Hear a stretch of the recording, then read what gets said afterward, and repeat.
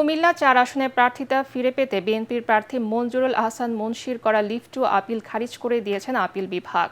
প্রধান বিচারপতি নেতৃত্বাধীন আপিল বিভাগ এই আদেশ দেন। এর ফলে তিনি নির্বাচনে অংশ নিতে পারবেন না বলে জানিয়েছেন আইনজীবীরা।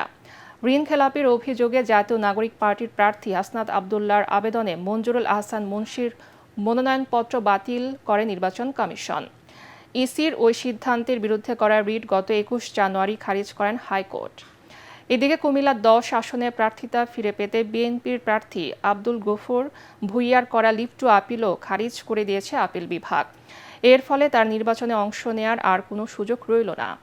অন্যদিকে ওই আসনে ধানের শীষ প্রতীকের প্রার্থী মোবাশ্বের আলম ভূঁইয়ার প্রার্থিতা ফিরে পেতে লিভ টু আপিল শুনানির জন্য গ্রহণ করেছেন আপিল বিভাগ।